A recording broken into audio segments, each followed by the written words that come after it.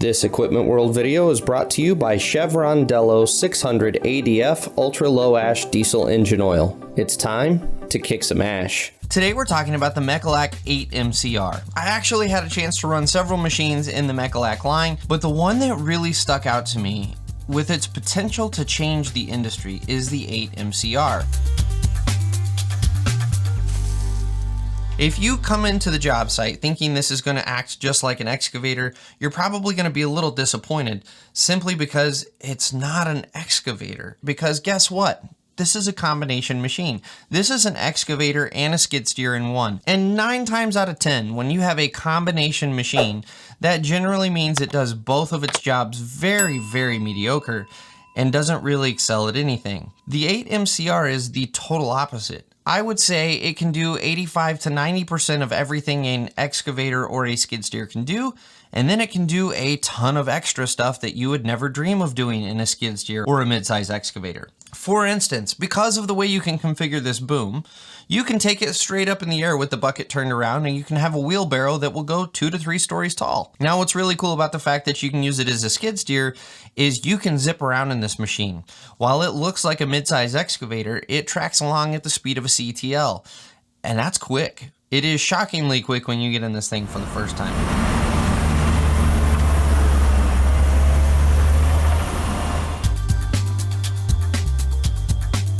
Skid steer mode is probably the least used mode on this machine. While it's super convenient for pick and carry operations like shuttling material across your job site and things like that, you lose a lot of your functionality because you can't really use it as an excavator. Almost. You can still use it as an excavator to some degree. While you're in skid steer mode, your controls are going to work like a skid steer. Your left hand is going to be for the movement of the machine, so forwards, reverse, and left to right. Your right hand joystick is going to be boom up, boom down, and then bucket curl and uncurl. Outside of the funkiness that you're running what appears to be an excavator, it really doesn't take you long to mentally flip over into true skid steer mode, and you just start running it like a skid steer. I was shocked at how well this machine graded in skid steer mode, to the point that I was very quickly able to put down a nice finish grade like I would in our TV 450 skid that we use on our job site every day. It was very intuitive to use, and because of the boom configuration, the interesting thing is you get to pick which section of the boom the machine uses to raise and lower the bucket, which means for the first time you can have a radial lift and a vertical lift skid steer in one package. That's pretty unique, and it's going to take some experimentation before I really kind of wrap my head around all the ways where you could use this. But in theory, you could absolutely use one boom section for your vertical lift to do all of your augering for holes, or maybe you're in a tight space and you need to go straight up against your dump truck without swinging out and away from the machine. You can absolutely do that with this machine. But maybe in another scenario, you're unloading a truck and you just need that little extra bit of reach. And so you use the other boom section, and now all of a sudden you have a radial lift machine, and you have all of the benefits that go along with that. You get to choose. We get to pick. We don't have to stick with one right off of the dealer lot and then just be stuck with our choice for the rest of our life. We have options now, and it's awesome. So skid steer mode also gives you the ability to track like a regular skid steer, but with the use of one of your little thumb switches, it flips over a diverter valve, and now your left and right movement on your movement joystick, so your left hand joystick, becomes the swing for the house. And so while using the diverter valve, while we're tracking forward at full speed, I can swing myself 90 degrees to my tracks. So if we were filling alongside a pipe, guess what? I don't have to stop. It's not like a skid steer where we have to stop, turn, pull up to the hole and dump, back up, stop, turn, pull up to the hole and dump. No, with this machine, you pull alongside your trench, you swivel over, and there you go. You continue to track right along the way, and as soon as you let off of your diverter valve, you're back to using your left and right for your actual turning. This is a really unique function. Let's play out another scenario here. Let's say we're on asphalt or pavement. We all know that for CTLs, this is a nightmare for the tracks. You're going to chew through your tracks. It's going to be a very high maintenance cost when using a CTL on hard surfaces. With this machine, I can go forward, I can go into my pile, I can flip my diverter valve, I can spin my machine all the way around, and then I can track in reverse, which is now forward because we're turned around. I don't have to do a 3-point turn to try my best to salvage my tracks as I do a 180 degree turn in my machine.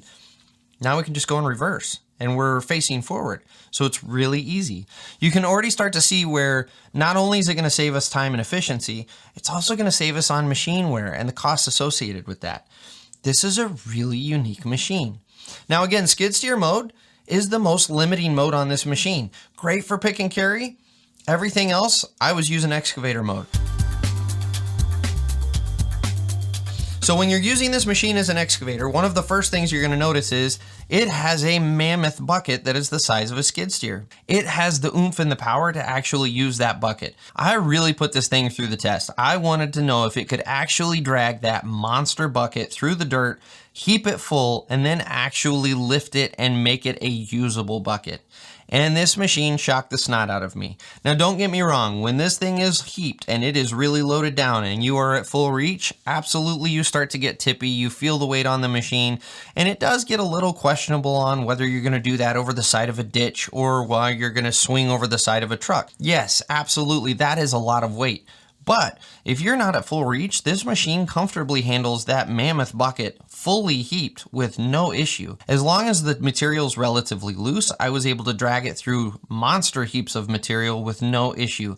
I would say this machine punches at least one weight class above where it is currently sitting in its lifting capabilities. And it all has to do with that boom configuration and how you can get your lifting cylinder straight up and down when you move your boom at a certain angle. And now all of that power is being applied to just lifting your load vertically, which by the way, that also translates over to craning. This thing is made to crane with anti-burst valves on all of your cylinders on the boom arm stick. This thing is certified to crane. It's certified where you could put a man lift on it. And believe me, with the boom configuration and how you can move this thing, you can get into some really unique scenarios with this machine, and it can squeeze in there, because that's the other benefit of this machine, is the tiny footprint. Now we're all well versed in near zero swing machines, which is what the Mechalak 8 MCR is. It's not a true zero swing machine, but it is a minimum tail swing machine. But what we've always struggled with in the excavator side is what's hanging off of the front. You still have a boom and stick that are hanging out enough to the point where you can't swing within your track base for the most part. With the Mechalak, you can absolutely boom all the way in, use the additional boom section to boom even further in towards the machine, and then rotate yourself over and have the boom positioned where the bucket is directly over the cab. So you really are truly swinging in a zero radius scenario. This thing is a tiny, tiny footprint. We can tuck that bucket all the way up against my blade like we would if we were in skid steer mode. And it is made to do that, by the way. The blade has reinforcements. The bucket has little rollers on the back of it that ride up and down on those reinforced areas on the blade. You're not going to tear anything up by ramming piles with this machine with that bucket tucked all the way up against the blade. It's made to do it. So that's really cool in itself. But what's really cool is when you put a regular digging bucket on this machine in the front shovel configuration.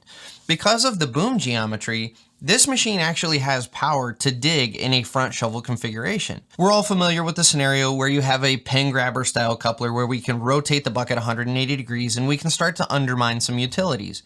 But as we're all familiar, traditional excavators, you get to a certain point where the stick gets to interfering with the actual utilities and you can't get any further up under there with your bucket. With the Mechalak, this isn't an issue because we can actually use our two separate boom sections to kind of snake our stick down under the utilities.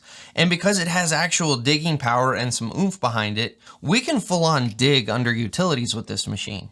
By the way, we've all had the other scenario where you're trying to tie in two pieces of pipe that are coming in to intersect each other and you got to do that funky somehow tie them together and close it out, and it's really irritating. This machine can actually dig under itself because, again, the boom geometry, we can suck in our second stick of boom and we can dig all the way underneath our machine. This thing is so versatile. It's unbelievable what you can do with this machine. This machine also comes with an offset boom. If you've never used an offset boom before, which full disclosure, I really hadn't messed with offset boom machines much before this review. It is unbelievable the angles you can get. I would say you're probably around 30% of what you could do with a tilt rotator. Because of the offset boom with this machine, coupled with the two boom sections, combined with all the other functionality you get with the excavator mode, I was able to lay down some very complex grades where we were actually coming off of a slope, rotating slowly and gently into a nice flat area, and you had perfect contours the entire way. Because this machine is able to move really in 3 dimensions versus a traditional excavator, you're stuck to 1 or 2 dimensions at a time. If you were to throw a tilt rotator on this machine, this is about the only machine you would need for most of your small to mid-size landscape jobs, land clearings this thing would do well. And you can, by the way, get a skid plate adapter for this machine, so all of your skid steer attachments work on it as well. You've always thought about your skid steer attachments as skid steer attachments. Well, now you have the ability to take that skid steer plate and put it on an arm that can actually move in multiple dimensions. Think about the possibilities. Now, what's really cool about the way they've designed this machine is you have 2 switches on your left-hand armrest. One is going to change your bucket controls. And essentially, if you think about it, when you curl the bucket in an excavator, it's going to move one direction. If you curl the bucket in a skid steer, it's going to go the opposite direction. Mechalak has already thought about that, so you have the option with a button on your left-hand armrest that you can switch between those 2 so that you don't confuse yourself. I found myself bouncing between the 2 just depending on what mental mode I was in. So it wasn't really consistent that when I was in skid steer mode, I wanted it to act like a skid steer. And likewise, when I was in excavator mode, I didn't always want it to act like an excavator. It really depended on the scenario and what I was doing on how I wanted the bucket to react. And it was really convenient to just have that switch that I could hit, and now it's operating as I want it to. And by the way, I should mention, your primary section of boom that comes off the machine is controlled with your joysticks like a traditional excavator. It's that second boom section that sticks out a little bit that's going to be controlled with a foot pedal on the floor. Now, my initial knee jerk to having a boom section being controlled by a foot pedal, I didn't want anything to do with that. I hate the lack of control I have with my feet versus having something on my hands. I was not a fan of that idea. Now, I can tell you right now, within 5 minutes, I was pulling a perfectly flat grade using both my joysticks, using my bucket curl stick in, and both boom sections. And we were laid down a nice flat grade. It is not nearly as daunting as you think it would be using this machine when you're coming from a traditional excavator. Now, there's another switch that we're going to call the stick puller or the operator switch. What it does when you flip this switch on is it takes the 2 boom sections and treats it as one, and it makes the machine operate like a traditional excavator. Now, one of the downsides to this is because you have 2 cylinders operating 2 sections of boom, it does slow your digging down a bit. It's noticeable, but at the same time, for what you're able to do, it's not nearly as bad as I thought it was going to be. Now, I know all of you production junkies out there are going to have a giant fit saying, oh, you'll never keep up with one of those regular 8-ton machines. But you can. And I'm going to argue you're going to outdig a traditional 8-ton machine because of the fact that you can dig so tight into the machine, because you can dig at all of these funky angles, where we're going to make up for that little bit of slower digging speed. We are more than going to cover in the amount of times that we don't have to move the machine to get at the angle that we need to dig. It is incredible the amount of time saved by not moving. Now, there is another workaround to dig a little faster in this machine if you still want it to act kind of like a regular excavator. The way I was able to do this is we will just use our standard boom back here, and we will use our stick out front, and we will dig within the radius that we have. And then when we've got that, call it maybe 1/3 of our total length dug, then we're going to use our foot pedal. We're going to suck in our second boom section about halfway, and then we'll dig our next 1/3 of our trench, and then we'll suck in the boom section the rest of the way, and we'll dig the last 1/3 of our trench. Now you're able to dig at regular speed because you aren't using both boom sections at the same time, but you're able to dig the entire reach of the machine with just a quick adjustment of your mid boom section. Mechalak has done a great job of making everything accessible on this machine with what they call 2 feet on the ground.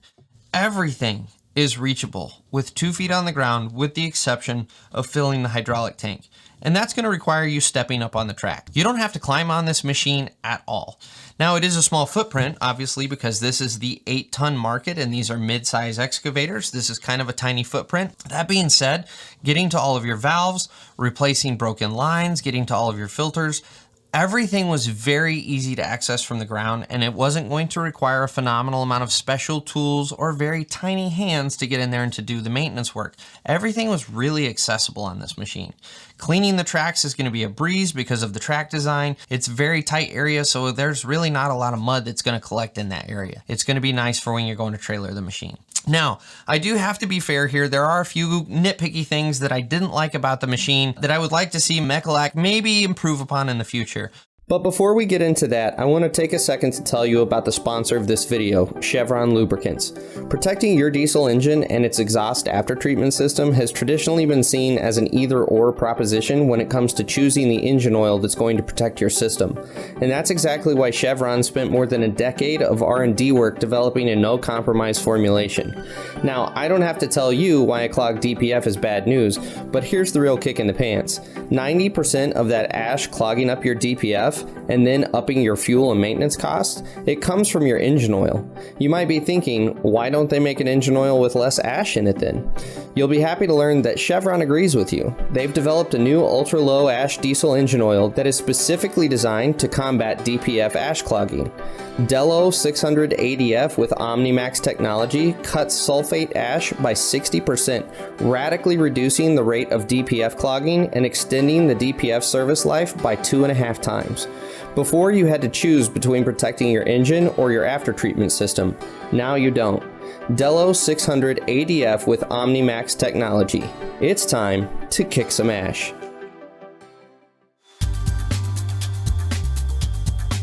The screen is a little small for my liking, especially now that we're getting in with some of the other modern machines that have very nice bright displays that are very easy to see in the sun. The Mechalak display is a little small, it's a little dim, and I wasn't a fan of some of the color choices for the icons on the screen. One of the other small irksome things about this machine is the door handle release. So when you open the door and it slaps up against the side of the machine, we're all familiar with any other excavator, the door locks into place so that it's not just free swinging. In order to release that on the Mechalak, you have a circle that's about this big around on the door that is a button that you either hit with the palm of your hand or the side of your hand.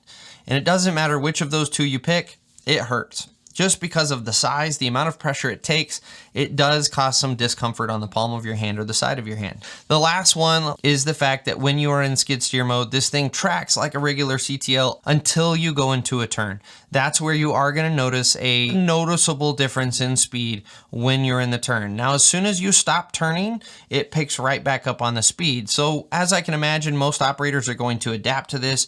We're going to do kind of more jerky turns so that we can get through the turn and get back to speed, as opposed to a regular CTL where you might just do a slow sweeping turn across the job. After spending 6 to 8 hours in this machine, those are really the big problems that come to mind. This thing is awesome. I cannot stress this enough. The way I think about the 8-ton market is totally different now. If you can get this kind of versatility in the same footprint that you can get an 8-ton machine into, why go with an 8-ton traditional machine unless you have a very specific reason? For instance, if you're just doing flat outright digging all the time, you don't do any grade work, you don't do any retaining walls, you don't set any septic tanks, you're just digging trenches all day long, okay, 8-ton excavator, that's the machine for you. But most of us aren't in that boat. Most of us need a machine that's going to do multiple things. And this machine does multiple things within the excavator realm. But on top of that, I'm going to boldly say, if we were to get a Mechalak, we would probably leave our skid steer in the yard 60 to 70% of the time. And that is not an exaggeration. I can see the 8 MCR totally revolutionizing the 8-ton excavator market. Thank you so much to Mechalak. Thank you so much to Global Machinery out there in Denver, Colorado for having us out and allowing us to try these machines out and put them through their paces. I hope this has been helpful. I hope it's giving you something to help your business. Thank you guys so much for watching. Be sure to check out the Mechalak if you get a chance, and we'll catch you on the next episode of The Dirt.